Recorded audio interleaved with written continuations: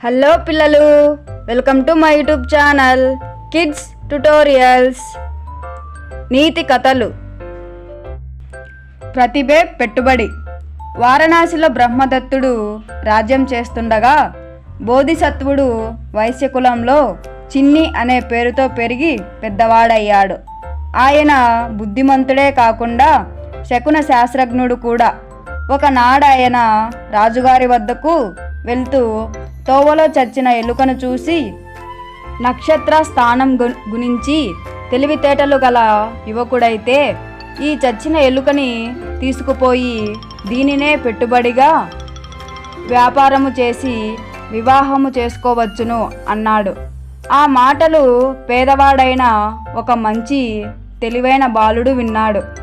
చిన్ని శ్రేష్ఠి తెలిసి తప్పు మాట్లాడడని తలచి ఆ ఎలుకను తీసుకెళ్ళి పిల్లిని పెంచే ఒక కొట్టువాని కానికి దాన్ని అమ్మితే బెల్లం కొని మంచినీటిని పట్టుకొని అడవి నుంచి పువ్వులు తెచ్చి అమ్మేవారికి చిన్న బెల్లం ముక్క పెట్టి మంచినీళ్ళు ఇచ్చాడు.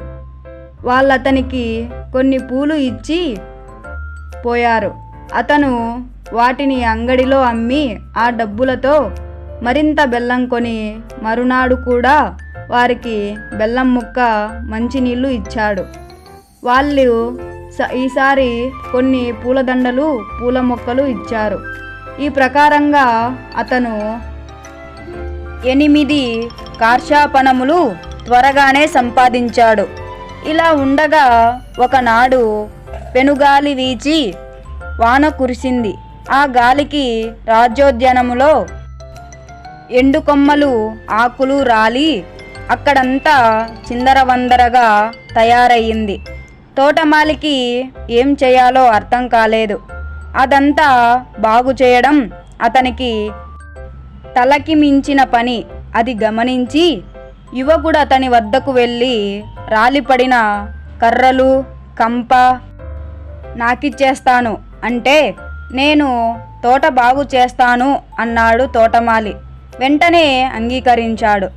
ఆ యువకుడు పిల్లలాడుకునే చోటుకు పోయి బెల్లం ముక్క పెడతాను అని ఆశ చూపి వాళ్ళని తోటలోకి తీసుకుపోయి తుక్కు పొగు చేయించి బయట పోయించాడు. ఆ సమయంలో కుండలని కాల్చేందుకు కర్రల కోసం పోతున్న ఒక కుమ్మరి 26 కార్షానపునములు కొన్ని చెట్లు యువకుడికిచ్చి ఆ కుప్పని తరలించుకుపోయాడు. అప్పుడు ఆ యువకుడికి ఒక ఉపాయం తోచింది. నగర ద్వారానికి దగ్గరలో గడ్డి కోసుకొని వచ్చేవారికి కుండలతో నీరిచ్చి వారి దాహం తీర్చాడు. నువ్వు మాకు మేలు చేశావు, మేము నీకేం చెయ్యమంటావు అని అడిగారు. సమయం వచ్చినప్పుడు అడుగుతాను, అప్పుడు మీరు నాకు సాయం చేయిద్దురు గాని అన్నాడు. ఆ యువకుడు మెల్లగా కొందరు వర్తకులతో స్నేహం చేశాడు. ఒకనాడొక వర్తకుడు రేపు 500 గుర్రాలతో అశ్వవర్తకుడు నగరానికి వస్తాడు అని యువకుడికి చెప్పాడు. అతను వెంటనే గడ్డి తెచ్చే వాళ్ళ దగ్గరికెళ్ళి, రేపు మీరు నాకు ఒక్కొక్కరు ఒక గడ్డి మోపు చొప్పున వెయ్యాలి. నా మోపులు అమ్ముడయ్యే వరకు మీరెవరూ మీ గడ్డి మోపులు అమ్మకూడదు. ఇదే మీరు నాకు చేయవలసిన సాయం అన్నాడు. వాళ్ళు అంగీకరించారు. మరునాడు గుర్రాల వర్తకుడు వచ్చాడు. ఆ గుర్రాలకి గడ్డి కావాలి, కానీ ఆ యువకుడి దగ్గర తప్ప నగరంలో మరెక్కడా గడ్డి దొరకలేదు.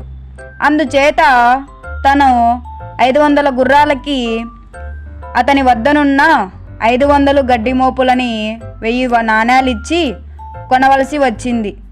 ఇది జరిగిన కొద్ది రోజులకే మరొక వర్తకుడు యువకుడితో, రేవులోకి ఒక గొప్ప నావ వచ్చింది అని చెప్పాడు. ఆ మాటలతో యువకుడికి ఒక ఉపాయం తట్టింది. అతను చక్కగా అలంకరించబడిన బండి ఒకదానిని గంటకింత అని అద్దెకు తీసుకొని ఒక నావను కొని దగ్గరలో ఒక మంటపం నిర్మించి లోపల తాను కూర్చొని తన పరివారంతో బయట నుండి వర్తకులు వచ్చినప్పుడు వరుసగా మీ ముగ్గురు వారిని నా దగ్గరకు తీసుకురండి అన్నాడు. రేవులోకి నౌక వచ్చిందని విని వారణాసి నుండి 100 మంది వర్తకులు సరుకులు కొనడానికి వచ్చారు. కానీ అంతకు ముందే సరుకంతా యువకుడు నియమించిన ముగ్గురు వారిని అతని వద్దకు వెళ్ళబోయారు. యువకుడు నియమించిన ముగ్గురు వారి తనని వద్దకు తీసుకెళ్లారు. బేరసారాల పిమ్మట వర్తకులు ఒక్కొక్కరు నౌకలో భాగమునకు 1000 చొప్పున సరుకుకి 1000 చొప్పున నాణేలిచ్చారు. ఈ విధంగా ఆ యువకుడు 2 లక్షలతో వారణాసికి తిరిగి వచ్చాడు. మర్నాడతను 1,00,000 నాణేలతో కృతజ్ఞతలు తెలిపేందుకు చిన్ని శ్రేష్ఠి వద్దకు వెళ్ళాడు. అప్పుడు శ్రేష్ఠి, నాయనా, నీకి ధనమేలా వచ్చింది అని అడిగాడు. మీరిచ్చిన ఉపదేశము వలననే వచ్చింది. 6 మాసములలో ఇదంతాయు నాకు లభించింది అన్నాడు యువకుడు వినయంగా. వివరంగా చెప్పు అన్నాడు శ్రేష్ఠి.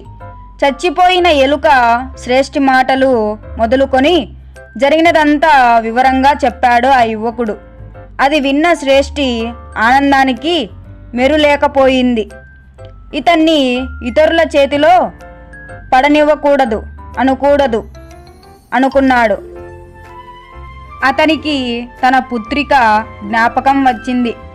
ఆమె పెళ్లికెదిగి ఉంది. యువకుడు అవివాహితుడు. ఇంకేం కావాలి?